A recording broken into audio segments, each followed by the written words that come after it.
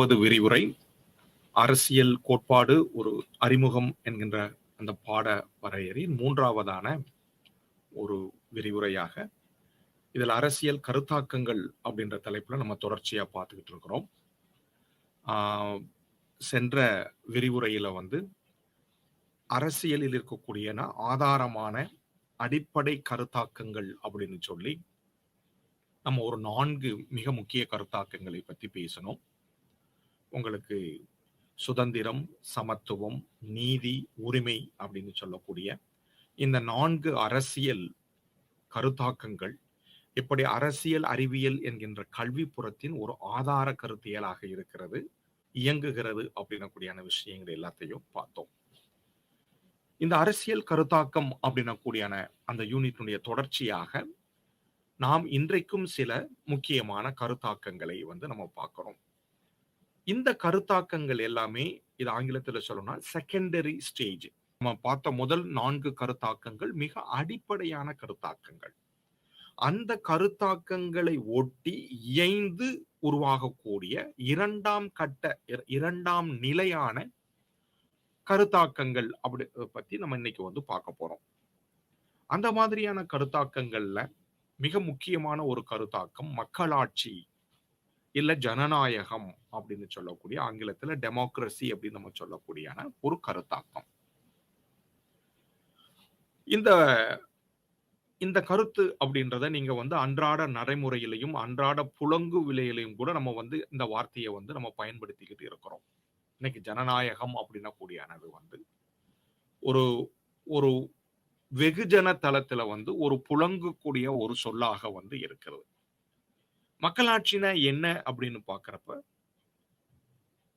மிக ஃபேமஸா உங்களுக்கு ஆப்ரஹாம் லிங்கன் சொல்லக்கூடியது for the people by the people அப்படின்னு சொல்றோம் இல்லையா? இந்த மாதிரி மக்களுக்கான ஆட்சி, மக்களால் மக்களுக்கான ஆட்சி, மக்களால் தேர்ந்தெடுக்கப்பட்ட அப்படின்ற மாதிரியான விஷயங்களை எளிமைப்படுத்தி சொல்லக்கூடிய விஷயங்கள். ஆனா அரசியல் அறிவியல் பயிலக்கூடிய நமக்கு ஒரு விஷயத்தை அதனுடைய அடிப்படை மூலாதார கூறுகளை நம்ம படிச்சுக்கிட்டு இருக்கிறோம். அந்த வகையில ஒரு சாதாரண அரசியல் அறிவியல் புலங்களை படிக்காதவர்கள் மக்களாட்சி அப்படின்றத விளக்கி கொள்வதற்கும் ஒரு அரசியல் அறிவியல் பயிலக்கூடிய மாணவர்களாக நாம் அந்த கருத்தாக்கத்தை புரிந்து கொள்வதற்கும் விளங்கு கொள்வதற்கும் ஒரு பாரியமான ஒரு மிகப்பெரிய வேறுபாடுகள் இருக்கு. இது வெறுமனே மக்களுக்காக மக்களால் அப்படின்றத ஒரு விஷயம் மட்டும் இல்லை. மக்களாட்சி அப்படின்னா கூடியான அந்த கருத்தாக்கம் ஒரு மாநில வரலாற்றில் ஒரு உயிர்த்து எழுது அது ஒரு பரிணாம வளர்ச்சி கண்டு ஒரு விதமான ஒரு வீரியமான ஒரு வரலாறுகள் அதுக்கு இருக்கு. மக்களாட்சி அப்படின்னுடைய மிக முக்கியமான அடிப்படையான ஒரு மூலக்கூறு என்ன அப்படின்னு சொன்னீங்கன்னா இறையாண்மை அப்படின்னு சொல்லக்கூடிய அல்லது அதிகாரம் அது மக்களிடம் இருக்குது அப்படின்ன கூடியான மிக மிக முக்கியமான அந்த ஒரு விளக்கம். மக்களாட்சி அப்படின்னு சொன்னாலே அதிகாரம் அப்படின்ன கூடியான ஒரு விஷயம், அது எல்லா விதமான அதிகாரத்தினுடைய பல விதமான போக்கு, அதான் இறையாண்மை அப்படின்னு சொல்றோம். நம்ம போன லெக்சர்ஸ் எல்லாத்தையும் பார்த்தோம். லெஜிட்டிமசி உங்களுக்கு அதிகாரப்பூர்வமான அதிகாரம் அப்படின்றது, அதிகாரம் எல்லாத்துக்கிட்டே இருக்கும். உங்களுக்கான உடல் வலிமை இருக்கக்கூடியவங்கிட்ட கூட தான் ஒரு விதமான பலவான் கிட்ட இருக்கக்கூடிய அதிகாரம் பண்ணி அவ எதையும் வேணாலும் சாதிச்சுக்கலாம். அது அல்ல இங்க மக்களாட்சியில் இருக்கக்கூடிய அதிகாரம் அப்படின்றது அந்த மாதிரியான ஒரு பலவான்கிட்ட இருக்கக்கூடிய அதிகாரம் அது இல்லை. அந்த அதிகாரம் அங்கீகரிக்கப்பட்ட அதிகாரம் அப்படின்றதான் இங்க அதனாலதான் அதை இறையாண்மை அப்படின்னு சொல்றோம். இந்த மக்களாட்சி அப்படின்னு சொல்லுகிற பொழுது இதற்கு முன்னாடி உங்களுக்கு மானுட வரலாற்றில இருக்கக்கூடிய பல்வேறு வகைப்பட்ட ஆட்சி முறைகளிலிருந்து அதன் முறைமைகளிலிருந்து முற்றிலும் வேறுபட்ட மாதிரியான ஒரு விஷயம் அப்படின்றத நம்ம புரிஞ்சுக்கிறோம். உங்களுக்கு பழங்குடி இன சமூகங்கள்ல இருக்கக்கூடிய விஷயங்கள் நம்ம முன்னாடியே தொடர்ச்சியா பார்த்துக்கிட்டு இருக்கிறோம். அந்த பழங்குடியின சமூகங்களிலிருந்து உங்களுக்கு ஒரு ஒரு ஒரு ஒரு முற்றிய ஒரு வளர்ச்சி நிலைக்கான ஒரு சமூகங்கள் உருவாக்கிக்கிட்டு வருகிற பொழுது அந்த சமூகங்களில் இருக்கக்கூடிய ஆட்சி முறைமைகள் பல்வேறு வகைப்பட்ட ஆட்சி முறைமைகளாக உங்களுக்கு இருக்குது. மன்னராட்சிகள் இருந்திருக்கு. மன்னராட்சிகளிலுமே வந்து பேரரசர்கள் எம்பையர் அப்படின்னு சொல்லக்கூடிய ஆட்சி முறைமைகள் வந்து உங்களுக்கு இருந்திருக்கு. ஆ மத குருக்களே வந்து ஆட்சியாளர்களாகவும் இருந்திருக்கிறாங்க. உங்களுக்கு ஈஜிப்ட் மாதிரியான பாரோக்கள் வந்து பார்க்கிற பொழுது, அது வந்து உங்களுக்கு நடந்திருக்கு. இப்படி பல மனித வரலாற்றில் வந்து பல மிக முக்கியமாக மன்னராட்சிகள் அப்படின்றது வந்து ஒரு குழுக்களுக்கான ஆட்சிகள், ஆலிகார்கி அப்படின்னு சொல்லக்கூடிய அது ராணுவ ஆட்சிகளாக இருந்தாலும் சரி, அது ஒரு ஒரு குழுவாக இருந்தாலும் சரி, இந்த மாரி ஒரு குழுக்களுக்கான ஒரு ஆட்சி முறையாகவும் இருந்திருக்குது. இந்த மாதிரியான ஆட்சி முறைகளில் இருந்து அதுக்கடுத்து சர்வாதிகாரமான ஆட்சிகள் அப்படின்றது ஒரு பலவான் நம்ம சொன்ன மாதிரி ஒரு பலசாலியான இருக்கக்கூடியவன் ஒரு தனி மனிதன் வந்து அந்த சமூகத்துல வந்து உருவாகி வந்து உங்க அந்த மொத்த சமூகத்தையுமே தன்னுடைய கட்டுப்பாடில் உள்ள வைத்துக் கொண்டு ஆட்சி அதிகாரம் பண்ணக்கூடிய அந்த சர்வாதிகார மிக்கதான ஆட்சிகள் வந்து உங்களுக்கு வந்து நடக்குது.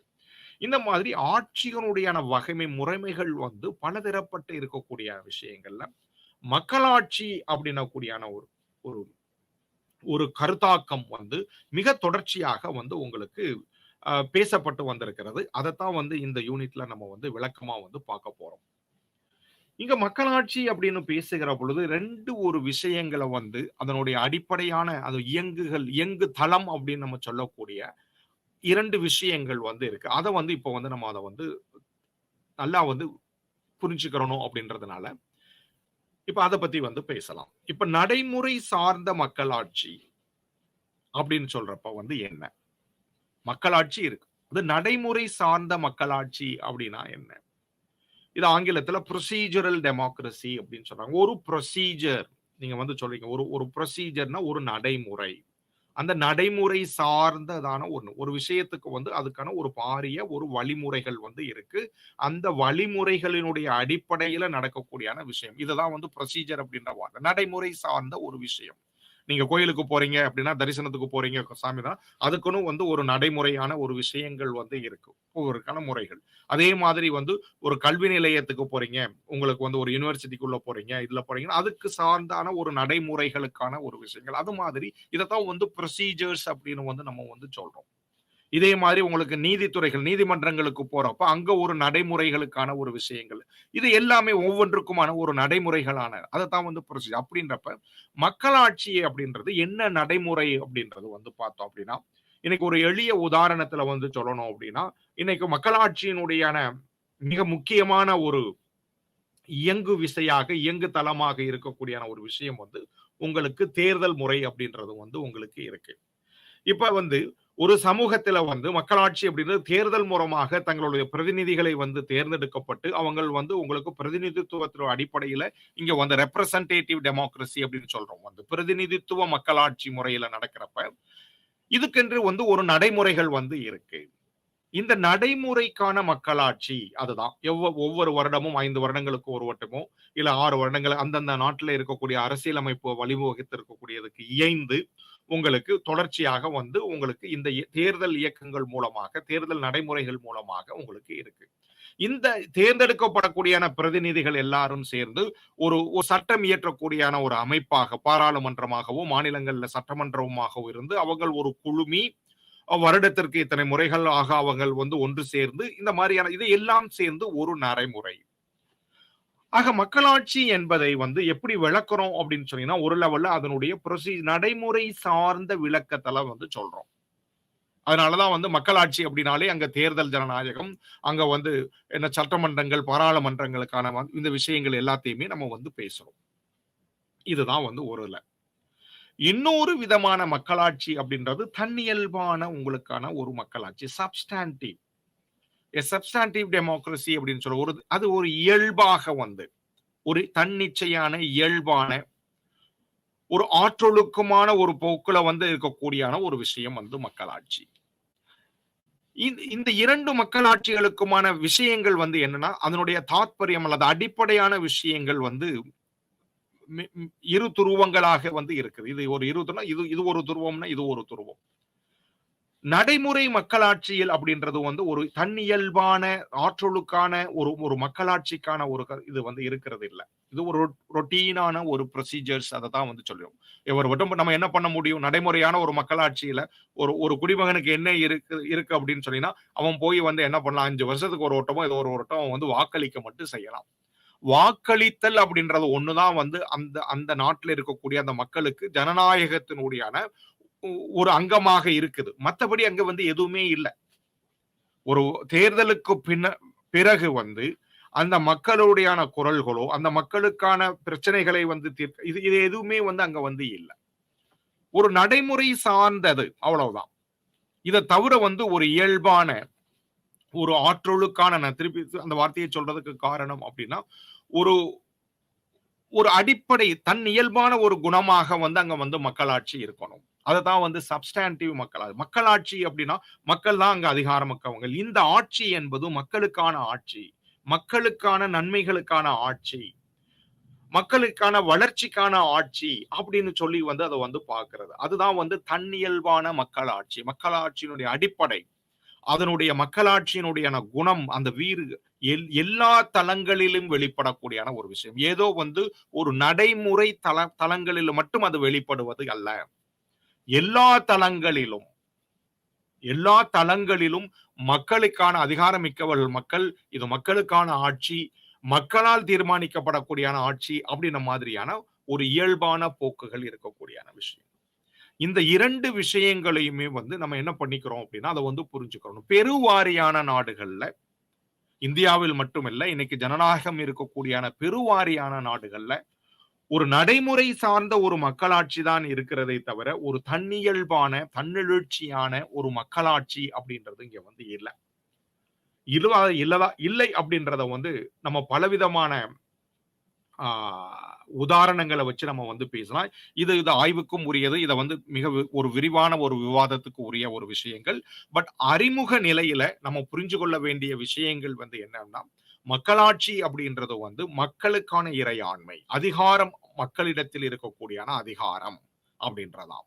ஆனால் இந்த அதிகாரம் எங்க வெளிப்படுது அப்படின்னா, ஒரு நடைமுறை சேர்ந்த அதிகாரமாக, தேர்தலில் வெறுமென்றே வாக்களிக்கக்கூடியான அதிகாரமாக அது சுருங்கி போகக்கூடியான ஒரு விஷயத்த தான் நடைமுறை சார்ந்த மக்களாட்சி அப்படின்னு வந்து சொல்றோம். அதை மீறி ஒரு ஒரு ஒரு அரசியல் ஒரு சமூகத்தினுடைய அனைத்து தளங்களிலும் வந்து ஒரு ஒரு மக்களாட்சியினுடையான அந்த குணம் வெளிப்படக்கூடியான ஒரு விஷயங்களாக அது வந்து இருக்கிறது. அதுதான் தன்னியல்பான ஒரு மக்களாட்சி அப்படின்னக்கூடியான விஷயங்கள் வந்து பார்க்கிறோம். இப்ப வந்து இது இது மக்களாட்சியின் குணங்கள் அப்படின்னு வந்து நம்ம இத பார்த்தோம். மக்களாட்சியின் வகைகள் அப்படின்னு சொல்லி நமக்கு பார்க்கிறப்ப வரலாறுல பலவிதமான ஒரு மக்களாட்சிகளுக்கான முறைமைகள் வந்து நடந்திருக்கு. இப்ப பண்டைய மக்களாட்சி அப்படின்னு சொன்னீங்க அப்படின்னா, உடனே வந்து நமக்குடைய ஞாபகத்துக்கு வரக்கூடியான வருது பழைய கிரேக்கத்துல இருந்தக்கூடிய நகர அரசுகள், சிட்டி ஸ்டேட்ஸ் அப்படின்னு சொல்லக்கூடிய ஏத்தன்ஸ் மாதிரியான மிக அடிக்கடி சொல்லக்கூடியான உதாரணம் வந்து ஏத்தன்ஸ் நகரத்துல. நீங்க சாக்ரட்டிஸ் பத்தியான கதைகள்லாம் நீங்க கேட்கிறப்ப அதெல்லாம் வந்து நீங்க படிச்சிருப்பீங்க. பெரிக்லிஸ் மாதிரியான உங்கள் ஆட்சியாளர்கள், ஏத்தன்ஸுடைய ஆட்சியாளர்களை பத்தி நம்ம வந்து படிச்சிருக்கிறோம். இங்க என்ன அப்படின்னா, இங்க பண்டைய மக்களாட்சியில் அதாவது ஒரு குறிப்பிட்ட நகர அரசுகள்ல வந்து என்ன அப்படின்னு சொன்னீங்கன்னா, அங்களுடைய மக்கள் தொகையே வந்து மிக குறுகிய அளவான ஒரு மக்கள் தொகை. மிஞ்சி போனா உங்களுக்கு ஒரு 1000 அல்லது 2000 பேர் தான் உங்களுக்கு இருக்கக்கூடியான ஒரு ஒரு ஒரு குறிப்பிட்ட ஒரு நில எல்லைக்குள்ள இருக்கக்கூடியான அந்த மக்கள். அந்த மக்கள் தங்களுக்குள்ள ஒன்று கூடி, ஒரு நேரத்துல ஒரு சேர ஒன்று கூடி, தங்களுக்குள்ள விவாதித்து, தங்களுக்கான எடுக்கக்கூடியான அந்த அந்த முடிவுகள் அப்படின்றது வந்து அங்க வந்து சாத்தியமாக இருந்தது. அதனால தான் வந்து உங்களுக்கு பண்டைய மக்களாட்சி, இந்த கிளாசிக்கல் டெமோக்ரசி அப்படின்னு சொல்றப்பலாம் வந்து அங்க டைரக்ட் டெமோக்ரசி, நேரடியான மக்களாட்சி. அங்க மக்கள் எல்லாம் ஒரு தேர்தல் பண்ணி தங்களுக்குள்ள வந்து ஒரு ஒரு ஒரு பிரதிநிதித்துவ ஒரு தேர்ந்தெடுக்க வேண்டிய கட்டாயங்கள்லாம் அங்க இல்ல. நேரடியான மக்களாட்சி அது. மக்களை அங்க வந்து இப்ப நம்ம பார்க்கிறோம் அப்படின்னா எப்படி இந்த நம்மளுடைய இன்னைக்கு இருக்கக்கூடிய நடைமுறையில வந்து உங்களுக்கு நேரடியான மக்களாட்சிக்கான ஒரு உதாரணத்தை வந்து நம்ம சொல்ல முடியும் அப்படின்னு சொன்னீங்கன்னா, நம்மளுடைய கிராம பஞ்சாயத்து சபைகள்ல வந்து சொல்லலாம். இன்னைக்கு வருடத்துக்கு 2 முறையாவது அந்த கிராம பஞ்சாயத்துல இருக்கக்கூடிய அனைத்து மக்களும் வந்து எல்லாம் ஒன்றிணைந்து அந்த கிராமத்துல இருக்கக்கூடிய பிரச்சனைகளை பத்தி பேசுறது அப்படின்றது இருக்கு இல்லையா? இதே மாதிரிதான் அன்றைக்கு வந்து ஒரு சிட்டி ஸ்டேட் அப்படின்றது. ஒரு சின்ன நிலவெல்லைக்குள் இருக்கக்கூடிய ஒரு அரசில் அந்த மக்கள் அவங்களே வந்து எல்லா எல்லா விதயங்களிலும் நீங்க நல்லாவே பண்ணலாம். சாக்ரட்டிஸோடைய கதை வந்து என்ன சொல்லுது? அந்த நகரத்துல இருக்கக்கூடிய பெருவாரியான மக்கள் அவருக்கு விஷத்த குடுத்து கொல்லணும் அப்படின்ற முடிவுக்கு வந்துட்டாங்க. அதுதான் அவன் முடிவு பண்ணி அங்க வந்து சொல்றதுனால, அந்த அந்த நீதிக்கு கட்டுப்பட்டு அவர் வந்து பண்றார். இதுதான். ஆக இங்க மக்களாட்சி அப்படின்னு சொல்லுகிற பொழுது, பண்டைய மக்களாட்சியில் நேரடியான இங்க மக்களாட்சி. மக்கள் அனைவரும் அங்கு வந்து பங்கேற்று ஒரு விஷயம் அல்லது ஒரு ஒரு ஒரு தீர்மானங்கள் குறித்து எல்லா மக்களும் வந்து அங்க வந்து பங்கேற்று முடிவெடுக்கிறாங்க அப்படின்றதான் வந்து பண்டைய மக்களாட்சியினுடைய வகைகள். அடுத்து வந்து மேட்டுக்குடி எலிட் டெமோக்ரசி அப்படின்னு சொல்றது. நீங்க பிளேட்டோல பரேட்டோ மாதிரியான உங்களுக்கு அ அரசியல் அறிவியலாளர்கள் வந்து மிக பேசுறது. ஒரு மக்களாட்சியில் இருக்கலாம். ஆனா மக்களாட்சியில் வந்து சில குழுக்கள் மட்டும்தான். அதுவும் மேட்டுக்குடி மக்கள் மட்டும் தான் வந்து அவங்க கையில தான் அதிகாரம் வந்து இருக்கும். என்னதான் வந்து அத நம்ம மக்களாட்சி அப்படின்னு சொன்னாலும், அங்கு வந்து மக்களாட்சி என்பது வந்து உங்களுக்கு மேல்தட்டு மேல்தட்டு மக்களுடையான மக்களாட்சியா தான் வந்து இருக்குது. அப்படின்ற கூடியான ஒரு பார்வைய வந்து உங்களுக்கு பிரேட்டோ மாதிரியான ஆள்கள் வந்து வைக்கிறாங்க. இது வரலாறுகள்ல வந்து உங்களுக்கு சமீபத்து காலங்கள் வரைக்கும் கூட உங்களுக்கு அது நடைமுறையில தான் வந்து உங்களுக்கு இருந்திருக்கு. நீங்க நான் போன விரிவுரையிலே உங்கள்ட்ட சொன்ன மாதிரி, சொத்து வரி கட்டக்கூடியவங்களுக்கு தான் வாக்களிக்கக்கூடிய உரிமை, தேர்தலில் நிக்கக்கூடியான உரிமைகளும் அவங்களுக்கு தான் இருந்தது. ஆ பெண்களுக்கு உரிமை இல்லாமல் இருந்தது. இப்படி எல்லா இதுலயும் வந்து நீங்க வந்து சொல்லலாம். ஈவன் நீங்க பண்டைய மக்களாட்சியிலே நம்ம பேசுகிற பொழுது, ஏத்தன்ஸ் மாதிரியான உங்களுக்கு நகர அரசுகளிலும் கூட உங்களுக்கு அடிமைகளாக இருந்தக்கூடியவங்களுக்கு வந்து ஆட்சியில் பங்கு அப்படின்றது வந்து இல்ல. இந்த ஸ்லேவ்ஸ் அப்படின்னு சொல்லக்கூடிய அவங்களுக்கு ஆட்சியில் வந்து பங்குகள் வந்து இல்ல. அவங்க வந்து வெறுமனே ஒரு உற்பத்தியை செய்யக்கூடிய ஒரு எந்திரங்களாகத்தான் அவங்கள வந்து மதிக்கப்பட்டார்களே தவிர, அவங்களுக்கு ஆட்சியில் பங்கு அல்லது ஆட்சிக்கான அதிகாரத்தில் பங்கு அப்படின்னக்கூடியனத வந்து நம்ம டைரக்ட் டெமோக்ரசி நேரடியான மக்களாட்சி அப்படின்னு விதந்தோதக்கூடிய உங்களுக்கு பண்டைய மக்களாட்சியில் கூட அது வந்து இல்லை. ஆக ஒரு வகையில் பார்க்கிற அதனால தான் பெரேட்டோ வந்து ஆர்கியூ பண்ணக்கூடிய விஷயம் வந்து என்ன அப்படின்னா, ஒரு வழியில் மக்களாட்சி என்பது ஒரு மேட்டுக்குடியான ஒரு மக்களாட்சி தான். ஒரு குறிப்பிட்ட மக்கள் மட்டும்தான் வந்து மக்களுக்கான பிரதிநிதிகளாகி அவங்க வந்து தொடர்ச்சியாக ஆட்சியில் இருந்துகிட்டு இருக்கிறாங்க. ஆக அது மேட்டுக்குடிக்கான மக்களாட்சி அப்படின்னக்கூடியான ஒரு வகைமை. மூன்றாவதான ஒரு வகைமையில வந்து என்னன்னா பன்முக மக்களாட்சி. ப்ளூரலிஸ்ட் அப்படின்னு வந்து சொல்லக்கூடிய பன்முகமான ஒரு மக்களாட்சி. அந்த மக்களாட்சி அப்படின்னு இங்க வந்து வலியுறுத்தி சொல்லக்கூடிய ஒரு மக்களாட்சி அப்படின்ற இந்த மக்களாட்சியினுடைய அடிப்படை வந்து என்ன அப்படின்னா, ஒரு சமூகம் பன்முகத்தன்மை கொண்டதாக இருக்கலாம்.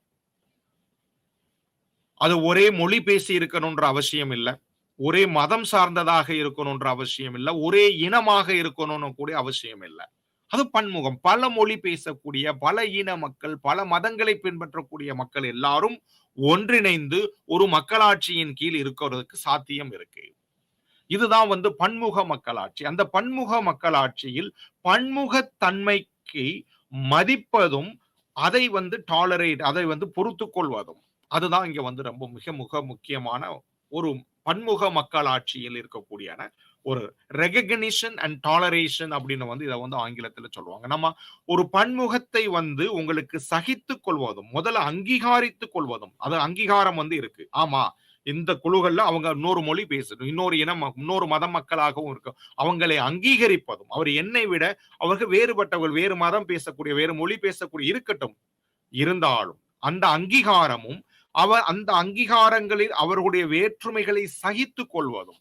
சோ அங்கீகாரமும் பன்முக மக்களாட்சியினுடைய மிக அடிப்படையான போக்கு வந்து என்ன அப்படின்னா, இந்த பன்முகத்தன்மையை அங்கீகரித்தலும், அந்த பன்முகங்களை வந்து சகிப்பதும் அப்படின்ற மாதிரியான நிலை. இது இந்த 2 தான் வந்து அங்க மிக முக்கியம். வெறுமனே வந்து ஒரு நடைமுறை மக்களாட்சியில் மாதிரி 5 ஆண்டுகளுக்கு ஒரு மட்டும் ஒரு தேர்தலில் நின்று ஜெயிக்கக்கூடிய அந்த நடைமுறைகள் இல்லைங்க. அடிப்படை வந்து அங்கீகரித்தலும், சகித்தலும் அப்படின்னக்கூடியான விஷயமாக இங்க இருக்கிறது. அதற்கு அடுத்துதான் வந்து பங்கேற்பு மக்களாட்சி, பார்ட்டிசிபேட்டரி டெமோக்ரசி. பார்ட்டிசிபேட்டரி டெமோக்ரசி அப்படின்றப்ப வந்து இது வந்து இது எங்கிருந்து உருவாகுது அப்படின்னா, ரெப்ரசன்டேட்டிவ் டெமோக்ரசி, ஒரு பிரதிநிதித்துவ மக்களாட்சியினுடைய போதாமைகளில் இருந்து எழுகக்கூடியான விஷயம் தான் உங்களுக்கு ஒரு பார்ட்டிசிபேட்டரி டெமோக்ரசி அப்படின்னக்கூடியான ஒரு வகைமை. இப்ப பிரதிநிதித்துவ மக்களாட்சியில் வந்து என்ன நடக்குது? நம்ம வந்து 5 ஆண்டுகளுக்கு ஒரு முறை வந்து நம்ம தேர்தலில் வந்து வாக்களித்து நம்மளுடைய பிரதிநிதிகளை வந்து தேர்ந்தெடுத்து அவங்கள அனுப்பி அவங்க சட்டங்கள் இயற்றி நம்மளுடைய வந்து ஆட்சிகள் வந்து நடந்து கொண்டு இருக்கிறது. இதத்தான் பிரதிநிதித்துவ மக்கள் ஆட்சி அப்படின்னு வந்து நம்ம வந்து சொல்றோம். ஆனா இந்த மக்களை வந்து இந்த பிரதிநிதிகள் வந்து பிரதிநிதித்துவப்படுத்துகிறார்களா அப்படின்ன கேள்வி எழுகிற பொழுது உங்களுக்கு மிகப்பெரிய ஒரு சிக்கல் வந்து உருவாகுது. மக்களுடைய பிரதிநிதிகள் மக்களை பிரதிநிதித்துவப்படுத்தணும்ல. அதுதானே அதனுடைய அடிப்படை நோக்கமே. பிரதிநிதித்துவ மக்களாட்சியினுடைய அடிப்படையான நோக்கமே வந்து என்ன அப்படின்னா வந்து பிரதிநிதிகள் அனைவரும் வந்து மக்களை பிரதிநிதித்துவப்படுத்தணும். அதுதான் அதனுடைய அடிப்படை. ஆனா இந்த பிரதிநிதிகள் மக்களை பிரதிநிதித்துவப்படுத்துகிறார்களா? மக்களுடைய நலன்களை பிரதிநிதித்துவப்படுத்துகிறார்களா? இல்லது தங்களுடைய நலன்களையா? இல்லாட்டி ஒரு சில குழுக்களுடைய நலன்களை மட்டும் பிரதிநிதித்துவப்படுத்துகிறார்களா? அப்படின்றதான் இங்க வந்து இருக்கக்கூடிய கேள்வி. ஆக வந்து பிரதிநிதித்துவ மக்களாட்சியில் இந்த இந்த சிக்கல் வந்து உங்களுக்கு இருக்கு. பிரதிநிதித்துவப்படுத்துறது நல்லதுதான். ஒரு ஒரு மிகப்பெரிய மக்கள் தொகை மிக அதிகமாக இருக்கக்கூடிய ஒரு சமூகத்தில் அதுவும் பன்முக மக்களாக பன்முகத்தன்மையோடு கூடிய ஒரு மக்கள் குழுக்கள் இருக்கக்கூடிய ஒரு நிலப்பரப்பில் உங்களுக்கு பிரதிநிதித்துவ மக்களாட்சி என்பது இயல்பான ஒன்று, இயல்பான ஒன்றுதான். எல்லா மக்களும் ஒரு இடத்துல ஒரே நேரத்துல கூடி வந்து நம்ம ஒரு தீர்மானங்களை பண்டைய மக்களாட்சி, அதாவது ஒரு சின்ன சிட்டி ஸ்டேட் வந்து ஒரு நகராட்சி அதுல பண்ணிக்கலாம். ஒரு சின்ன கிராம சபையில வேணா நம்ம இன்னைக்கு பண்ணிக்கலாமே தவிர, இன்னைக்கு இந்தியா முழுக்கவோ அது குறிப்பாக தமிழ்நாடு முழுக்கவோ எல்லா மக்களும் ஒன்று சேர்ந்து உங்களுக்கு அதுல முடிவு எடுக்கிறதுக்கான சாத்தியங்கள் இல்லை. ஆக பிரதிநிதித்துவ மக்களாட்சி தான் வந்து நடைமுறைக்கான சாத்தியமாக இருக்கக்கூடிய விஷயம். That's right. ஆனா அதே நேரத்துல இதுல எழக்கூடிய சிக்கல் வந்து என்ன அப்படின்னா, இந்த பிரதிநிதிகள் மக்களை பிரதிநிதித்துவப்படுத்துகிறார்களா? இல்லது வேறு ஏதோவான சிலருடைய நலன்களை மட்டும் அல்லது தங்களுடைய நலன்களை மட்டும் பிரதிநிதித்துவம் பண்ணி தாங்களே பணக்காரனாகி தாங்களே செல்வங்க இந்த மாதிரி நடக்கிறதா அப்படின்றதா இங்க வந்து இருக்கக்கூடிய கேள்வி. இதன் பின்புலத்தில் தான் பங்கேற்பு மக்களாட்சி அப்படின்னக்கூடிய ஒரு விஷயங்கள் வந்து பேசப்படுது. Participatory democracy. பார்ட்டிசிபேட்டரி டெமோக்ரஸி அப்படின்றப்ப வந்து நீங்க வந்து இன்னைக்கு வந்து பிரதிநிதிகளை தேர்ந்தெடுத்து அனுப்பிட்டீங்க. அவங்க இன்னைக்கு சட்டமன்றத்துல உட்கார்ந்து அடுத்த 5 வருஷத்துக்கு அவங்க நினைச்சதையெல்லாம் சட்டமா போட்டு அவங்க நினைச்சதையெல்லாம் வந்து செஞ்சுக்கிறதுக்கு இல்ல. மக்களையும் வந்து அந்த அரசாட்சியில் பங்கேற்புக்கான வழி கொடுக்கணும். மக்களுடைய பங்கேற்பு வந்து அந்த திட்டங்களையும் விஷயங்களை நடைமுறைப்படுத்துவதிலையும் அந்த திட்ட உருவாக்கங்களையும் மக்களிடம் வந்து உங்களுக்கு இருக்கணும். இதுதான் வந்து மிக முக்கியமான ஒரு விஷயம். இன்னைக்கு பஞ்சாயத்து ராஜ் அப்படின்னக்கூடிய அமைப்புகள் வந்து நமக்கு இன்னைக்கு 3 விதமான இதுல மத்திய அரசு, மாநில அரசுகள் தவிர இன்றைக்கு வந்து உங்களுக்கு பஞ்சாயத்து ராஜ் வந்து உங்களுக்கான அரசு அமைப்பு முறையை ஒன்று நம்ம வந்து உருவாக்கி இருக்கிறோம். 73, 74வது அரசியல் அமைப்பு திருத்தத்தின் மூலமாக உங்களுக்கு 1990கள்ல இருந்து உங்களுக்கு இந்த ஒரு அமைப்பு முறையை வந்து நம்ம வந்து உருவாக்கி இருக்கிறதுக்கான மிக அடிப்படை காரணம் வந்து என்னன்னா, இந்த பங்கேற்பு மக்களாட்சி, பார்ட்டிசிபேட்டரி டெமோக்ரஸி. என்ன சொல்றது வந்து ஒரு நிலையில வந்து மத்திய அரசிலும் கூட மாநில அரசிலும் கூட ஒரு பங்கேற்பு, ஒரு பிரதிநிதித்துவ மக்களாட்சி இருந்திருக்கட்டும், பங்கேற்பு இல்லைன்னா குறைந்த வகையில் இந்த பஞ்சாயத்து ராஜ் இன்ஸ்டிடியூஷன் அந்த நிறுவனங்களில் மட்டுமாவது மக்களுடைய பங்கேற்பு வந்து மக்களாட்சி இருக்கணும் அப்படின்றதுக்காகத்தான் அதிக லெவல். அதனாலதான் வந்து பிளானிங் பண்றது கூட வில்லேஜுக்குன்னு ஒரு பிளான் பண்ணுங்க, ஒரு திட்டம் தீர்ப்புங்க. எந்த ஒரு திட்ட உருவாக்கமும் அடிநிலையில் இருந்து மேல்நிலை நோக்கி செல்லக்கூடிய விஷயங்கள். பிரதிநிதித்துவ மக்களாட்சியில் மேல ஒரு முடிவெடுக்கப்பட்டு கீழே வந்து உங்களுக்கு கீழே அப்படியே வந்து கீழே நகர்த்தப்பட்டு கீழே வருது. ஆனா பங்கேற்பு மக்களாட்சியில் வந்து ஒரு திட்ட வரைவுகளோ ஒரு திட்ட நோக்கங்களோ அவை யாவும் கூட வந்து உங்களுக்கு வந்து கீழ்நிலையில் இருந்து உங்களுக்கு முடிவு எடுக்கப்பட்டு திட்டங்கள் தீட்டப்பட்டு தன் மேல்நிலையை நோக்கி நகர்த்தக்கூடிய ஒரு விஷயம். அதுதான் வந்து உங்களுக்கு பங்கேற்பு மக்களாட்சின்னு இருக்கக்கூடிய மிக மிக முக்கியமான ஒரு கருத்து. செயலூக்க மக்களாட்சி அப்படின்னு சொல்லக்கூடிய விஷயங்கள் பங்கேற்பு மக்களாட்சியினுடைய அடுத்த கட்டமாக வந்து டெலிபரேட்டிவ் டெமோக்ரஸி அப்படின்னக்கூடிய ஒரு விஷயம்.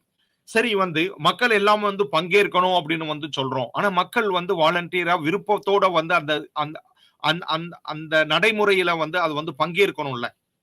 இன்னைக்கு மக்கள் வந்து விருப்பத்தோடு வந்து தேர்தலுக்கு போய் ஓட்டு போடுறதேன்றது இன்னைக்கு வந்து ஒரு பெரிய சிரமமாக இருக்கிறது. இன்னைக்கு எவ்வளவு சதவீத நமக்கு வாக்களிக்கக்கூடிய மக்களுடைய எண்ணிக்கை பாத்தீங்க அப்படின்னா ஒவ்வொரு எலெக்ஷன்லயும் வந்து மாறிக்கிட்டு இருக்கு. இன்னைக்கு இந்தியாவுடைய ஸ்டடி வந்து பாக்குறப்ப 60% அதுக்கு மேல இருக்க 30-35% மக்கள் வந்து வாக்களிக்கிறதே வந்து இல்ல. ஆக இந்த மாதிரியாக வந்து ஒரு விட்டேத்தியான ஒரு நிலை வந்து பங்கேற்கணும் வந்துட்டு. ஒரு மக்களாட்சியில் வந்து மக்களுக்கானது, மக்கள் நலங்கள், மக்கள் அப்படின்னு நம்ம மக்கள பேசுகிற பொழுது, நம்ம பிரதிநிதிகளையும் மற்றவர்களையும் வந்து நம்ம குற்றம் சொல்லுகிற பொழுது, அதே நேரத்தில் மக்களுக்கான வந்து மக்களும் அது செயலூக்கத்தோடு, விருப்பத்தோடு, இது இந்த மக்களாட்சியில் தங்களுக்கான பங்கை உணர்ந்து வந்து அவங்க செயல்படணும். இதுதான் வந்து உங்களுக்கான செயலூக்க மக்களாட்சி. அப்படியான ஒரு சமூகத்தில் மக்கள் செயலூக்கமாக அங்க இல்ல அப்படின்னு சொன்னீங்கன்னா, அந்த மக்களாட்சி வெறுமே ஒரு நடைமுறை மக்களாட்சியாக தான் வந்து சுருங்கி போயிடும் அப்படின்றதான் இங்க வந்து அ அ கருத்து இதன் பின்னாடி இருக்கக்கூடியான கருத்து. ஆக இந்த மக்களாட்சியின் வகைகளாக இந்த இந்த விஷயங்கள வந்து நம்ம வந்து பண்றோம். இன்றைக்கு முக்கியமாக உங்களுக்கு பன்முக மக்களாட்சியும், பங்கேற்பு மக்களாட்சியும், செயலூக்க மக்களாட்சியும் ஒரு மக்களாட்சியின் மிக மிக அடிப்படையான ஒரு வகமை ஒரு குணங்களாக இன்னைக்கு முன்வைக்கப்பட்டு இன்றைக்கு இன்றைக்கு உலகத்தில் இருக்கக்கூடியான மக்களாட்சி நாடுகள்லேயே வந்து இந்த 3 விஷயங்களும் இருக்கிறதா எண்ணக்கூடிய ஒரு விதமான கருத்து கணிப்புகள் வந்து இன்னைக்கு வந்து போயிட்டு இருக்கு. நீங்க அதை பார்த்து பண்ணாங்களே இந்தியாவில் நடைமுறையில் இருக்கக்கூடியான மக்களாட்சி எப்படி இருக்கிறது அப்படின்றத நம்மளே வந்து கணிச்சுக்கலாம். இப்ப இன்னொரு மிக முக்கியமான ஒரு மக்களாட்சி அப்படின்றது சமூக மக்களாட்சி, சோசியல் டெமோக்ரசி. இங்க வந்து இந்த சமூக மக்களாட்சி அப்படின்றப்பெல்லாம் வந்து என்ன விஷயம் அப்படின்னா, நீங்க இதுவரைக்கும் நம்ம பேசிக்கிட்டு இருக்கிறது எல்லாமே வந்து ஒரு பொலிட்டிக்கல், ஒரு அரசியல் மக்களாட்சி. அரசியல் தளத்தில் இயங்கக்கூடிய ஒரு மக்களாட்சியை வந்து நம்ம இதுவரைக்கும் அதிகமா பேசிக்கிட்டு இருக்கிறோம். சமூக மக்களாட்சி அப்படின்னா என்ன? ஒரு சமூகம் அப்படின்னப்ப வந்து ஒரு சமூகத்தில் நம்ம முதல் விரிவுரையிலே பார்த்த மாதிரி ஒரு சமூகத்தில் உடைய ஒரு அமைப்பு அப்படின்றது அரசு என்றது பல அமைப்புகளில அதுவும் ஒண்ணு.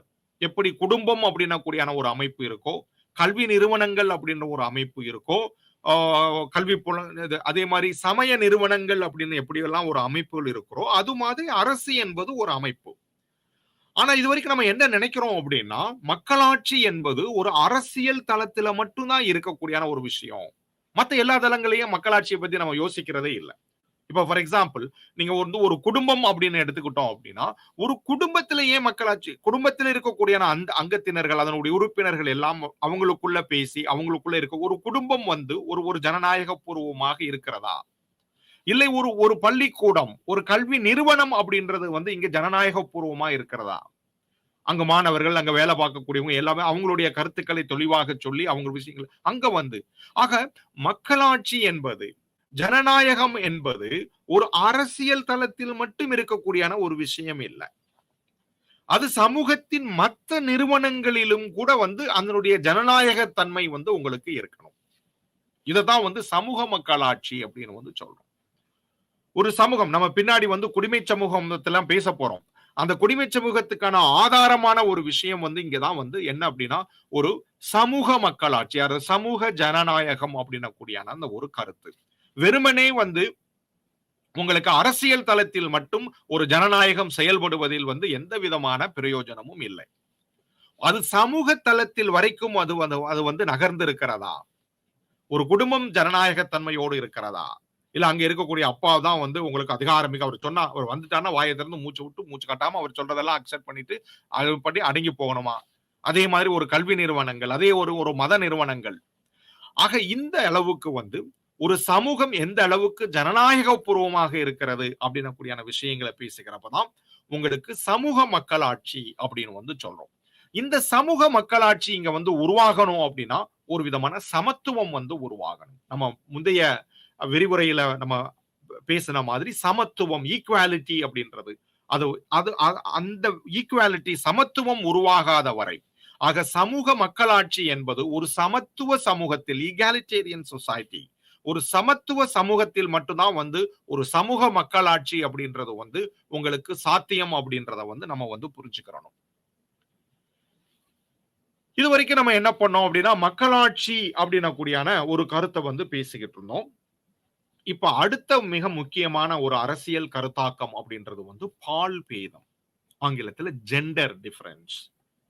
பால் பேதம் அப்படின்னு நம்ம இங்க வந்து பேசுகிற பொழுது, உங்களுக்கு ஆண்பால், பெண்பால் 2 மிக முக்கியமான பால். ஆண், ஆண், பெண் அப்படின்னக்கூடியான ஒரு சமூகம் அப்படின்றது வந்து பால் பேதமாக பிரிஞ்சிருக்கக்கூடிய ஆண்பால், பெண்பால் அப்படின்னக்கூடியான விஷயங்கள்.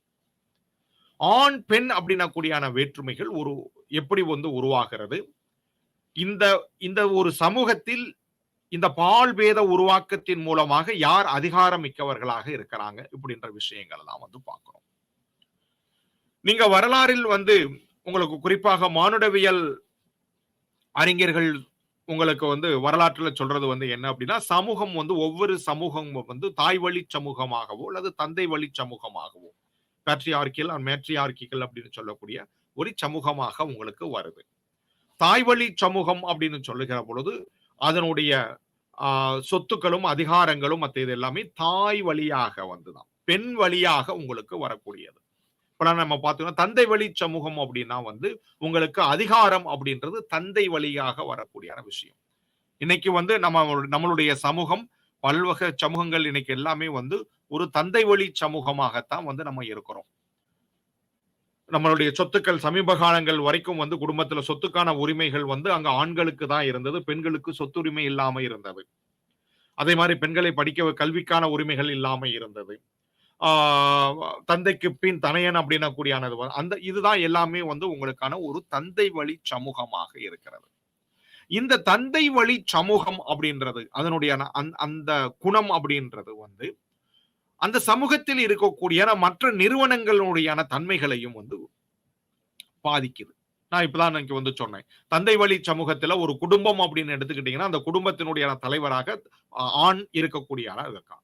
அந்த குடும்பத்தில் ஆண் எடுக்கக்கூடிய முடிவுகள் அப்படின்றதான் வந்து நிச்சயமான ஒரு முடிவு. பெண்களுக்கான சொல்லப்பட்டிருக்கிற விஷயங்கள் வந்து நம்மளுடைய பழைய தர்ம சாஸ்திரங்கள் அடிக்கடி வந்து உங்களுக்கு சொல்லக்கூடிய விஷயங்கள். பெண் பிறந்தவுடனே அப்பாவை வந்து சார்ந்து இருக்கணும், பிறகு வந்து கணவனை வந்து சார்ந்து இருக்கணும், மூன்றாவதாக வந்து மகனை சார்ந்து இருக்கணும். ஆக எப்பொழுதுமே பெண் என்பவள் வந்து ஒரு விதமான ஆண், அது தந்தையோ கணவனோ அல்லது மகனாக யாரோ ஒருத்தரை சார்ந்துதான் அவங்களுடைய வாழ்க்கையை வாழ்ந்தணும் அப்படின்னக்கூடியான அந்த விதமான ஒரு சாஸ்திரங்கள் எல்லாமே உங்களுக்கு வழிவகுக்கப்பட்டு வரக்கூடியது. இது எல்லாமே ஒரு தந்தை வழி சமூகங்கள்ல உருவாகக்கூடிய ஒரு விஷயம்.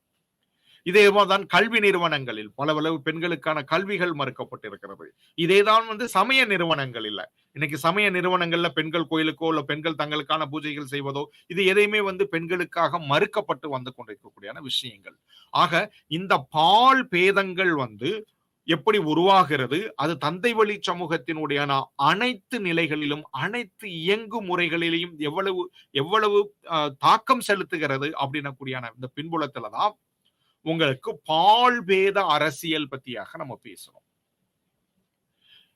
நான் முன்னாடியே சொன்ன மாதிரி வந்து இந்த தந்தை வழி சமூகம் அப்படின்னக்கூடிய தந்தைமை அப்படின்னக்கூடிய அந்த கருத்தாக்கம் பேட்ரியார்கி அப்படின்றது வந்து எப்படி உங்களுக்கு வந்து சமூகத்தின் இதர அமைப்புகளை வந்து தாக்கம் செலுத்தி அதனுடைய அமைப்பினுடைய ஒரு ஆதார குணமாக இருந்ததோ அதே மாதிரிதான் அரசியலிலும் வந்து உங்களுக்கு இந்த பால் பேதம் வந்து ஒரு மிகப்பெரிய வந்து ஒரு தாக்கத்தை வந்து செலுத்திக்கிட்டு இருக்கிறது. அதனாலதான் நீங்க பாத்தீங்க அப்படின்னா வந்துட்டு பண்டைய அரசு மன்னராட்சி காலங்களிலும் கூட வந்து உங்களுக்கு டைனாசிட்டி அரசர்களுடைய வம்சாவளிகள் அப்படின்னக்கூடிய விஷயங்கள் ஆண்கள் சார்ந்துதான் வருது. ராஜராஜ சோழனுக்கு பின்னாடி ராஜேந்திர சோழன் இப்படிதான் வந்து உங்களுக்கான நம்மளுடைய ஒரு உதாரணத்துக்கு சொல்றேன். இது இந்த மாதிரியான ஆண் வழியான ஒரு அதிகாரம் அப்படின்றதான் வந்து அரசியலிலும் வந்து மிக ஆரம்ப கட்டத்தில் இருந்து கூட மிக தொடர்ச்சியாக வந்துகிட்டு இருக்கக்கூடிய விஷயங்கள். ஈவன் சமூகம் வந்து ஒரு நவீனத்துவம் ஆகி அது இங்கிலாந்து மாதிரியான ஒரு சமூகம் வந்து நவீனத்துவமான காலகட்டங்களிலும் கூட பெரு நிறைய காலங்கள் வரைக்கும் உங்களுக்கு பெண்களுக்கான வாக்களிக்க இல்லாத வாக்குரிமை அப்படின்றது பெண்களுக்கு இல்லாம இருந்த நிலையை கூட நம்ம வந்து பார்த்துக்கிட்டு தான் இருக்கிறோம் வந்துட்டு. இன்றைக்கும் சில நாடுகளில வந்து உங்களுக்கு பெண்களுக்கு வந்து இன்னைக்கு வந்து தேர்தலில் போட்டியிடுவதற்கோ அவங்க இது எல்லாமே வந்து அவங்களுக்கு உரிமை இல்லாத நிலையுமே நம்ம வந்து பார்த்துக்கிட்டு தான் இருக்கிறோம் வந்துட்டு. ஆக அரசியல் அப்படின்னக்கூடியான அந்த நிறுவன அமைப்புகளை வந்து இந்த பால் பேதம் அப்படின்றது வந்து இன்றளவுக்கும் வந்து தொடர்ச்சியாக தாக்கம் செலுத்தி அதனை வந்து பாதிப்பு ஏற்படுத்தி கொண்டுதான் இருக்கிறது அப்படின்றதா. இதை போக்குவதற்கு தான் வந்து என்ன பண்றாங்க, ஒரு பெண்ணிய சிந்தனைகள் அப்படின்றது வந்து உருவாகுது. உலக லெவல்ல வந்து உங்களுக்கு 1920களுக்கு பின்னாடி ஒரு விதமான பெண்ணிய சிந்தனைகள் வந்து தோற்றம் கொள்ள ஆரம்பிக்கிறது. எவ்வளவுதான் ஒரு முற்போக்கான ஆ, ஒரு நவீன சமூகங்கள் வந்து உருவாகி கொண்டு வந்தாலும் கூட,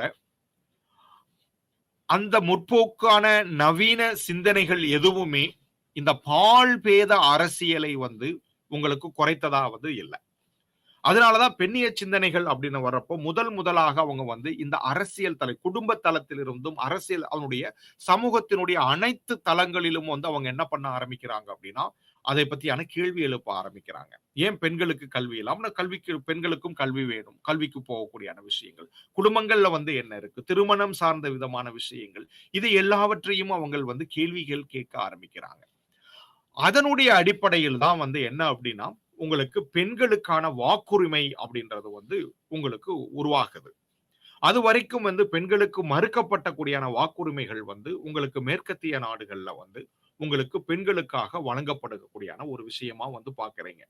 இததான் வந்து வேடிக்கையா வந்து சொல்லக்கூடியான ஒரு விஷயம் வந்து இன்றைக்கு உலகத்தினுடைய மக்களாட்சியின் ஒரு ஆகச்சிறந்த ஒரு உச்சம் அப்படின்னு சொல்லக்கூடிய போற்றப்படக்கூடிய அமெரிக்க ஐக்கிய நாடுகள்ல வந்து அந்த நாட்டினுடைய அரசியல் அரசியலமைப்பு சாசன சட்டங்களை வந்து உருவாக்கப்பட்ட கூடியான அவங்கள யாருமே பெண்கள் வந்து இல்லை. இன்றைக்கு கூட வந்து உங்களுக்கு இந்திய அரசியலமைப்பு சாசன சட்டங்கள்ல உருவாக்கக்கூடிய அந்த நிர்ணய சபையினுடைய அங்கத்தினர்களுடைய எண்ணிக்கையில நீங்க பாத்தீங்க அப்படின்னு சொன்னீங்கன்னா 1-2 பேர் தான் வந்து பெண்களே வந்து இருந்திருக்கிறாங்க. இது எல்லாமே எதை வந்து காட்டுது அப்படின்னு சொன்னீங்கன்னா எந்த அளவு அரசியல் தளத்தில் இருந்து பெண்களை ஒதுக்கப்பட்டு வந்திருக்கிறாங்க அப்படின்னக்கூடியான இது வந்து உங்களுக்கு தெளிவாக வந்து காட்டுது. இது எல்லாவற்றையும் தான் பெண்ணிய சிந்தனையாளர்கள் பெண்ணிய சிந்தனை அப்படின்றது வந்து உங்களுக்கு கேள்வி கேட்க ஆரம்பிக்கிறது. ஒரு பகுதியில வந்து நீங்க ஜனநாயகம் எல்லாரையும் அதுவும் பன்முக ஜனநாயகம் பத்தி பேசுறோம், ஒரு பங்கேற்பு மக்களாட்சியை பத்தி பேசுகிறோம், எல்லோரும் பங்கேற்கணும் அப்படின்னு பேசுறோம், செயலூக்கமாக வந்து அதில் பங்கேற்கணும் அப்படின்லாம் வந்து நம்ம வந்து பேசக்கூடிய பொழுது மிக தொடர்ச்சியாக வந்து பெண்களை பால் பேத காரணம் காட்டி அவர்களை தொடர்ச்சியாக அவங்களை அரசியல் தளத்தில் இருந்து அவங்களை ஒதுக்கி வைத்து கொண்டிருப்பது அப்படின்றதான் வந்து அவங்களுடைய தொடர்ச்சியான கேள்வி.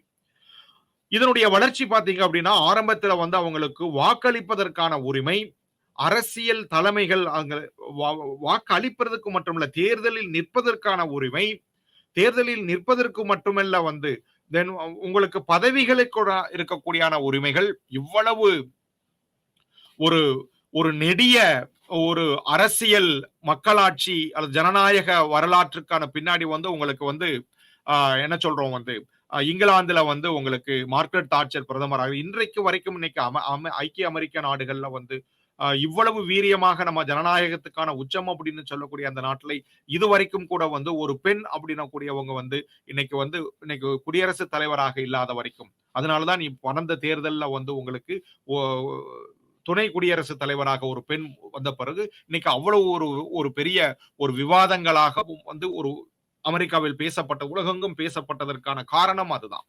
இன்றைக்கு அளவுக்கும் கூட இன்றைய நிலையிலும் கூட இவ்வளவு விரிவாக ஒரு மக்களாட்சியின் பல தரப்பட்ட விஷயங்களை நம்ம வந்து விவாதத்துக்கு உட்படுத்தி அதை பேசக்கூடிய நிலையிலும் கூட இன்றைக்கு பெண்கள் வந்து அரசியல் அதிகாரத்திற்கு வர முடியாம இருக்கிறதுக்கான காரணம் அந்த பால் பேதம் அப்படின்னக்கூடியான விஷயம் உங்களுக்கு அரசியலை இன்றளவும் வந்து உங்களுக்கு அதனுடைய தாக்கத்தை வந்து செலுத்தி கொண்டிருக்கிறதாம்.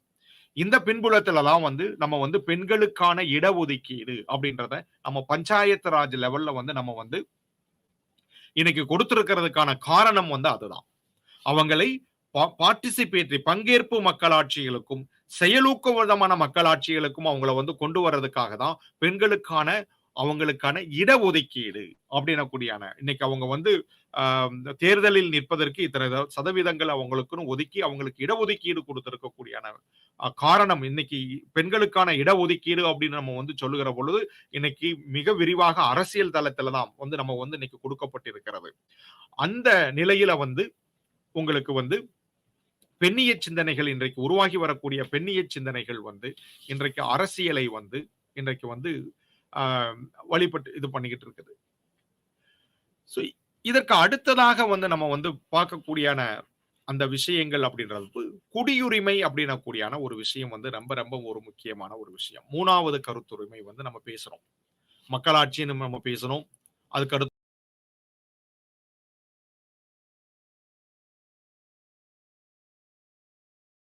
இருக்கக்கூடியான கருத்தாக்கம் வந்து குடியுரிமை அப்படின்னக்கூடியான கருத்தாக்கம். குடியுரிமைனா என்ன? அந்த கருத்தாக்கத்துல பேசுறப்ப இததான் ஆங்கிலத்துல சிட்டிசன்ஷிப் அப்படின்னு வந்து நம்ம வந்து சொல்றோம். சிட்டிசன்ஷிப் அப்படின்னக்கூடியான குடியுரிமை அப்படின்னக்கூடியான அந்த கருத்தாக்கத்தினுடையான நோக்கம் வந்து ஜனநாயகத்தினுடையான மிக இயைந்த பின்னி பிணைந்த ஒரு ஒரு கருத்து குடியுரிமை அப்படின்னக்கூடியான ஒரு கருத்து. ஆரம்பத்துல நீங்க பாத்தீங்க நம்ம மக்கள் வந்து மன்னர்கள் ஆட்சியின் கீழே இல்ல குழுவாட்சியின் கீழே இதுலலாம் இருக்கிறப்ப குடிமக்களுக்கான உரிமை குடியுரிமை அப்படின்னக்கூடியான அந்த கருத்து எதுவுமே இல்லை. அவங்க எல்லாம் பிரஜா மக்கள் அந்த மன்னருக்கு அடங்கிய மக்கள். அவங்க எல்லாமே பிரஜைகள். அதுதான் பிரஜைகளுக்கு என்று தனியான ஒரு உரிமைகள் அப்படின்றதெல்லாம் அங்க வந்து எல்லாம் மன்னர்கள் வந்து அரங்களோடு வந்து ஆட்சி செய்யும். இவங்க எல்லாம் மக்கள் மன்னர்களுடைய பிரஜைகள். அந்த பிரஜைகள் அப்படின்ற கூடியான அந்த கருத்தாக்கத்திலிருந்து நகர்ந்து உங்களுக்கு ஒரு குடிமகன் குடி உரிமை அப்படின்றது இது என்னுடைய உரிமை அப்படின்ன கூடியான அந்த நிலையை வந்து உங்களுக்கு அடைய இருக்கக்கூடிய நிலைமை வந்து உங்களுக்கு ஜனநாயகம் அல்லது மக்களாட்சி அப்படின்ன கூடியான கருத்துக்களை ஒட்டியே வந்து அது வந்து உருவாகி வரக்கூடியான ஒரு விஷயம். இந்த குடியுரிமையின் ஆரம்ப கட்டம் வந்து என்ன அப்படின்னா மன்னராட்சியில் இருந்து ஒரு விதமான மக்களாட்சிக்கு வந்து உங்கள் வரலாறு நகர்ந்த பொழுதுதான் இந்த குடியுரிமை அப்படின்னக்கூடியான அந்த கருத்தாக்கம் வந்து உருவாகுது. எப்பயும் போல இதனுடைய அந்த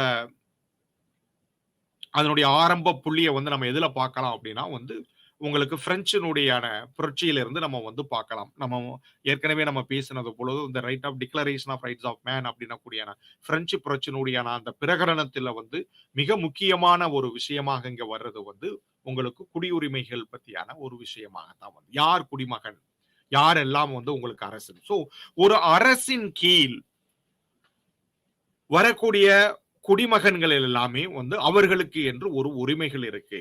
இந்த அரசு சொன்னதுபடி எல்லாம் இங்க நடக்கிறது இல்லை அப்படின்ன கூடியான விஷயங்கள். இந்த குடியுரிமையில வந்து பலவிதமான இங்க வந்து கோட்பாடுகள் வந்து இருக்கு.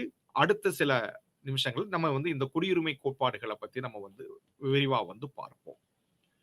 இப்ப குடியரசு அப்படின்ன கூடியான ஒரு எங்க வந்து ஒரு குடியுரிமை அப்படின்ன கூடியான அந்த கருத்து வந்து சாத்தியம் அப்படின்னா வந்து ஒரு சமூகம் வந்து குடியரசாக இருக்கணும்.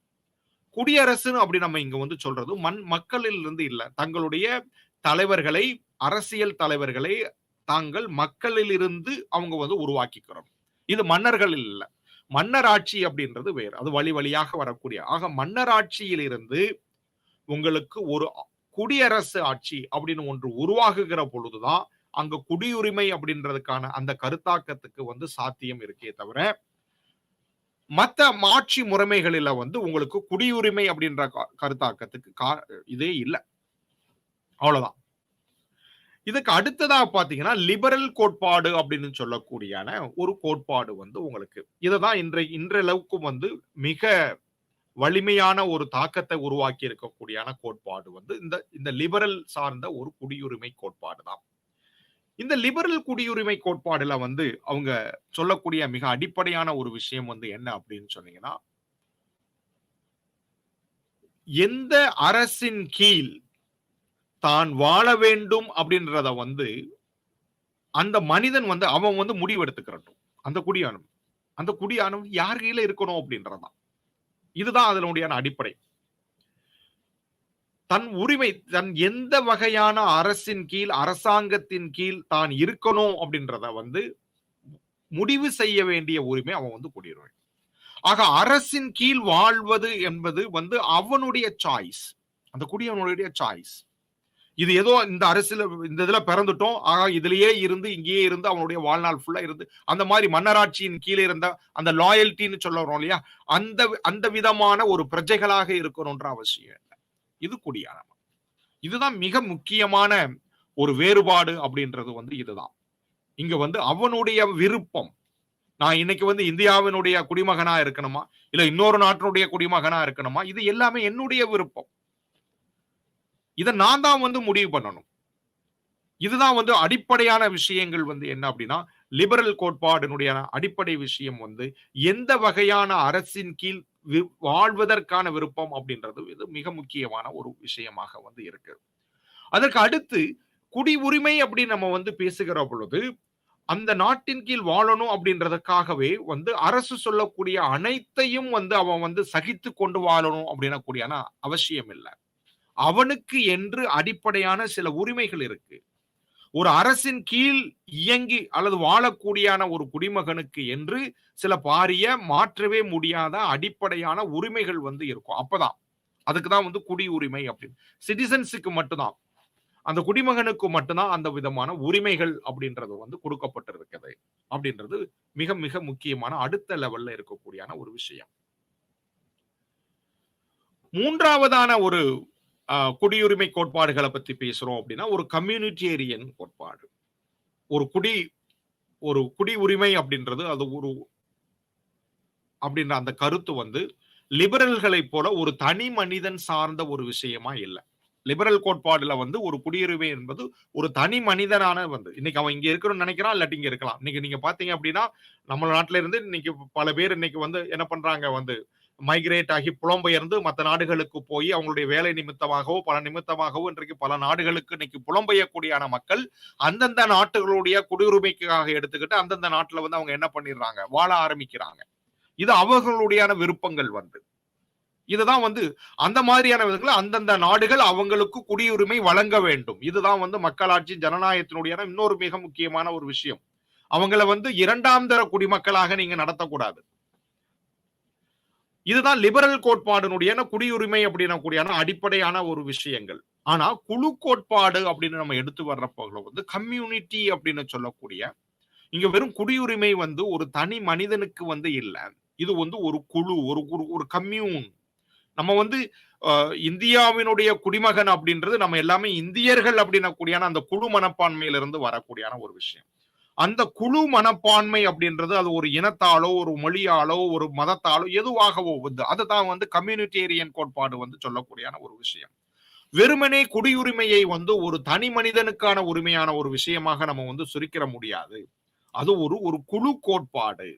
நீங்க அந்த குழுவுக்கு என்று இருக்கக்கூடிய பண்பாட்டு சூழல்களுக்குள்ள நீங்க இயங்காத வரைக்கும் உங்களுக்கு குடியுரிமை நீங்கள வந்து ஒரு அந்த நாட்டுக்கான குடிமகன் அப்படின்னக்கூடியான அந்த நிலை வந்து உருவாகாது அப்படின்றதான் வந்து உங்களுக்கு குழு கோட்பாடு அப்படின்றத வந்து சொல்லுது.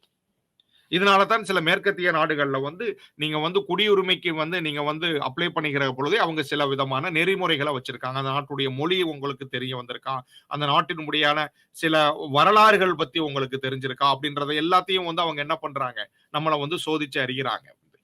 இதுக்கான அடிப்படை வந்து விஷயம் வந்து என்னன்னா, ஒரு குழுவோடு இருக்கக்கூடியான ஒரு நாட்டுல வந்து நம்ம வந்து குடியானவனாக நம்ம வந்து குடியுரிமைக்காக நம்ம வந்து போகிற பொழுது அதை புரிந்து கொள்வதற்கான வசதியாக வந்து உங்களுக்கு பண்றோம். ஆக குடியுரிமை என்பது ஒரு குழுவுக்கான ஒரு விஷயமாகவும் வந்து உங்களுக்கு குழு கோட்பாடுகள் வந்து பேசுது வந்துட்டு.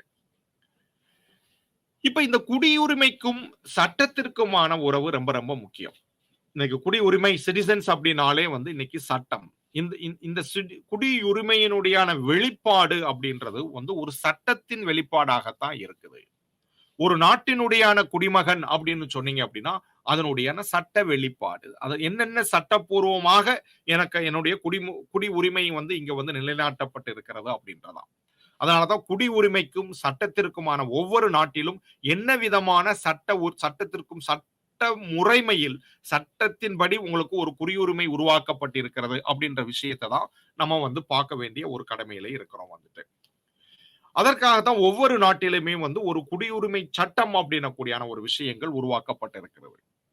இந்தியாவில் கூட இந்திய குடியுரிமை சட்டம் அப்படின்னக்கூடிய உருவாக்கப்பட்டு இந்தியாவில் என்ன யார் குடிமகன் எந்த மாதிரி இருக்கக்கூடியவங்களுக்கு வந்து குடிமகன் எந்த மாதிரியானவர்கள் குடியுரிமை வாங்க முடியும் எந்த மாதிரியான சமயத்தில் அவர்கள் இந்திய குடியுரிமையாக முடியாது அப்படின்ன கூடியான விஷயங்களை எல்லாத்தையும் உள்ளடக்கிய ஒன்றாகத்தான் குடியுரிமை சட்டம் அப்படின்ற ஒன்றை வந்து உருவாக்கிட்டு இருக்கிறாங்க வந்து. இப்ப இந்திய குடியுரிமை சட்டங்கள்ல வந்து நீங்க எடுத்து பார்த்தீங்க அப்படின்னா, இப்ப எதனுடைய மூலமாகலாம் வந்து நம்ம வந்து இந்தியாவினுடைய குடிமகனாக முடியும் அப்படின்னு பார்க்கிறப்போ, ஒன்று பிறப்பின் அடிப்படையில். நம்மளுடைய பிறப்பு. நம்ம இங்க வந்து இந்தியாவில வந்து பிறந்திருக்கிறோம். இந்தியாவில் பிறக்கக்கூடியவங்க எல்லாமே வந்து உங்களுக்கு குடியுரிமைக்கான வந்து உங்களுக்கான வம்சாவளியினுடைய நான் இங்க வந்து இல்ல. நான் வந்து இன்னொரு இதுல வந்து பிறந்திருக்கிறேன். ஆனா வந்து என்னுடைய அப்பா, அம்மா, தாத்தா இவங்க எல்லாருமே வந்து இந்தியாவுல இந்தியர்களா இருக்கிறோம் அப்படின்றாங்க. நான் என்ன பண்ணிக்கலாம் வந்துட்டு, அந்த வம்சாவளியினுடையான அடிப்படையில வந்து நான் இந்திய குடியுரிமைக்காக நான் விண்ணப்பிக்கப்பட்டு நான் இந்திய குடியுரிமையை கோரலாம். இது மிக மிக முக்கியமான ஒரு விஷயம். இந்தியாவுல பிறந்தாத்தான் அப்படின்றது வந்து இல்ல. இன்னைக்கு வந்து ஒரு சாஃப்ட்வேர் இன்ஜினியர் இன்னைக்கு குடும்பத்தோட இன்னைக்கு ஒரு வேலைக்காக வந்து சில வருடங்கள் வந்து அவர் ஒரு வெளிநாட்டுல போய் வேலை பார்க்கிறாரு அப்படின்னா, அங்க வேலை பார்த்துக்கிட்டு இருக்கிறப்ப வந்து அங்க அவருக்கு குழந்தை பிறக்குது அப்படின்னா, அவருக்கு 2 விதமான அடிப்படையில வந்து அவருக்கான விஷயங்கள். ஒண்ணு பிறப்பின் அடிப்படையில் அந்த நாட்டில் பிறப்பின் அடிப்படையில் குடியுரிமை வாங்கணும்னா, அவர் அந்த குழந்தைக்கு அந்த நாட்டுல எந்த நாட்டுல வெளிநாட்டுல இருக்கிறாரோ அந்த நாட்டுல அவர் குழந்தைக்கு குடியுரிமை ஒன்று வாங்குறது. அப்படி இல்லாத பட்சத்துல தன்னுடைய நாட்டிலேயே வந்து தன்னுடைய வம்சாவளி அவன் வந்து இன்னொரு நாட்டுல பிறந்திருந்தாலும் கூட அந்த குழந்தைக்கு வந்து வம்சாவளியின் அடிப்படையில் இந்திய குடியுரிமையை வாங்கக்கூடியான போக்குகள். இதுதான் வந்து பிறப்பின் அடிப்படையில் இருக்கிறதுக்கும் வம்சாவளியினுடைய அடிப்படையில் இருக்கிறதுக்குமான வேறு.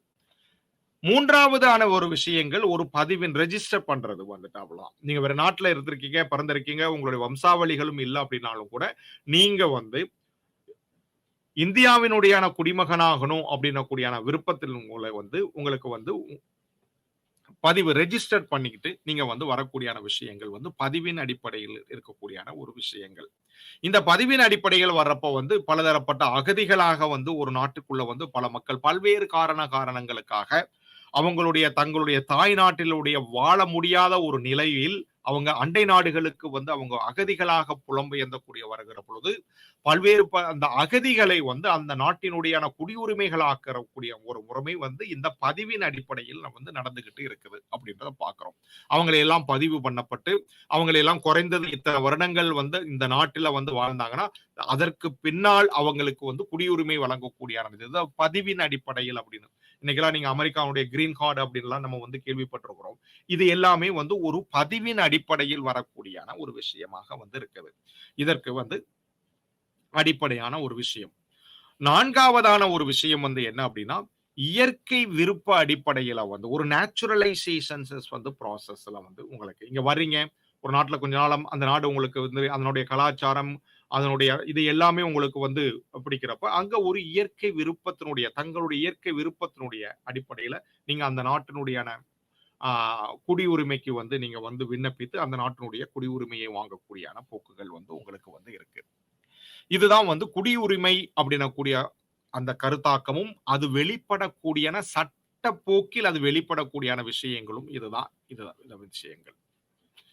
இறுதியாக நம்ம பார்க்கக்கூடியான ஒரு விஷயம் வந்து என்ன அப்படின்னா ஒரு கருத்தாக்கம் அரசுக்கும் குடிமை சமூகத்துக்குமான உறவு. நம்ம தொடர்ச்சியாக இந்த 3 விரிவுரைகளில் அரசு என்ன என்பதை பத்தி நம்ம வந்து பேசிக்கிட்டே இருக்கிறோம்.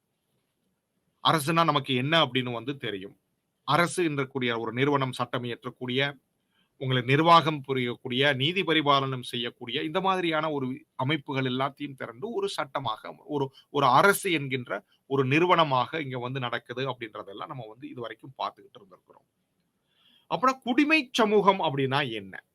குடிமை சமூகம் அப்படின்னா அது ஆங்கிலத்துல சிவில் சொசைட்டி அப்படின்னு வந்து சொல்லக்கூடியான ஒரு விஷயம்.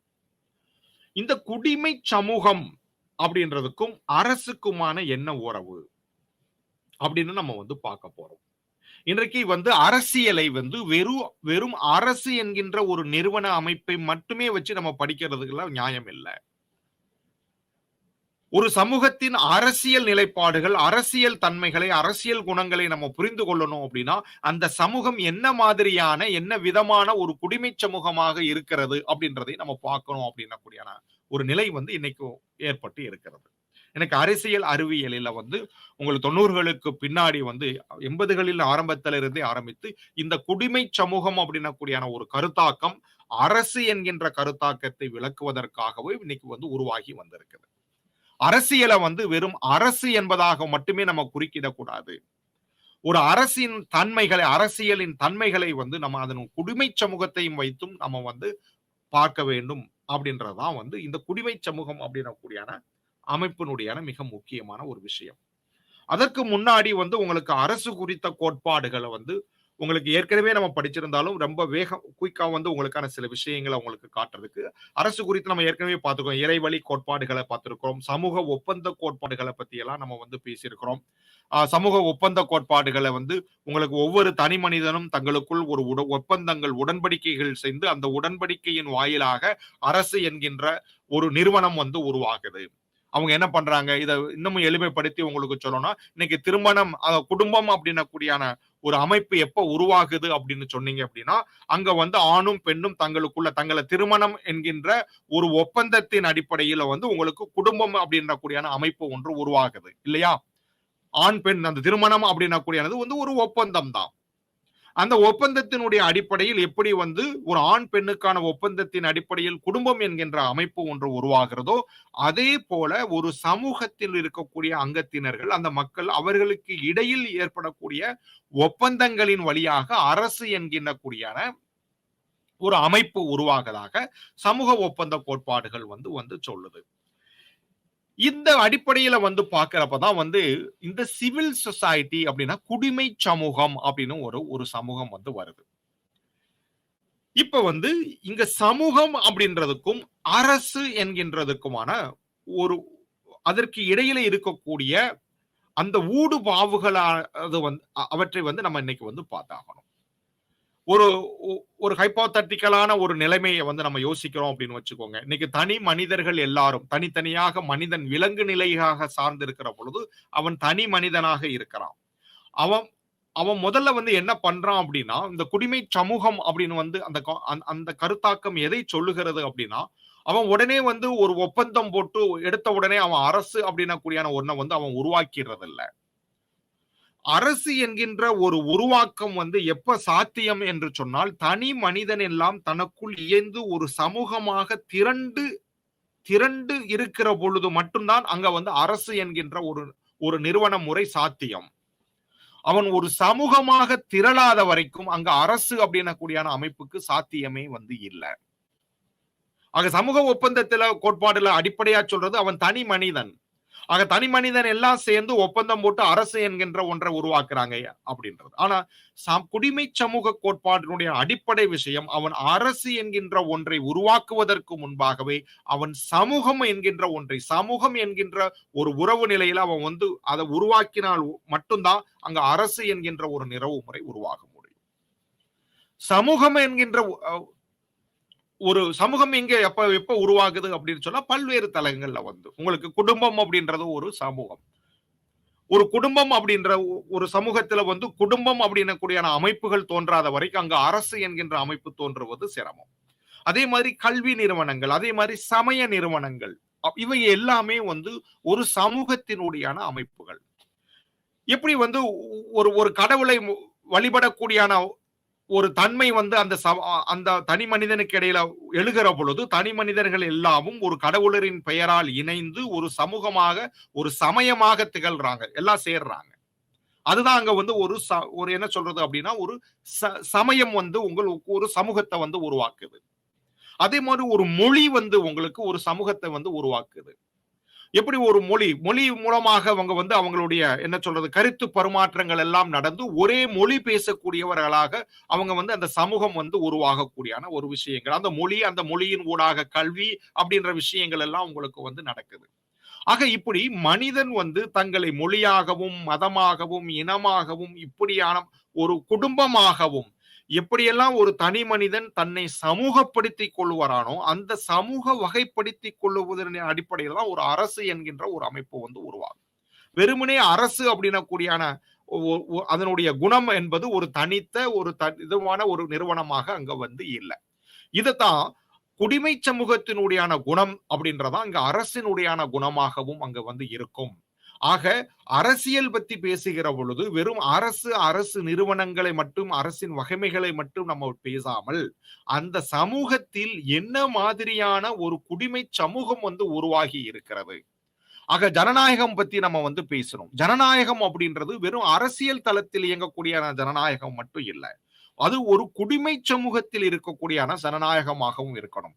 ஆக ஒரு குடிமை சமூகம் ஜனநாயகமாக மாறாத வரைக்கும் அதனுடைய அரசியலும் வந்து ஜனநாயகமாக மாற முடியாது. ஒரு குடிமை சமூகம் பால் பேதமற்ற சமூகமாக உருவாகாத வரைக்கும் அதனுடைய அரசியலும் வந்து பால் பேதமற்றதாக இருக்க முடியாது. அப்படின்னக்கூடியான விஷயங்கள் தான் இந்த குடிமை சமூகம் வந்து காட்டக்கூடியான விஷயங்கள். ஆக அரசியல் கருத்தாக்கங்கள் போன்ற விரிவுரையில் 4 படித்தது போல அதன் 2ஆம் கட்ட கருத்தாக்கங்களாக ஜனநாயகம் அப்படின்றதும் பால் வேறுபாடு என்பதும் மிக குறிப்பாக குடிமை சமூகம் என்பதும் ஒரு மிக முக்கியமான அரசியல் கருத்தாக்கமாக இங்கு வளர்ந்து கொண்டு வந்திருக்கிறது. இவற்றை சொல்லி நன்றி, வணக்கம்.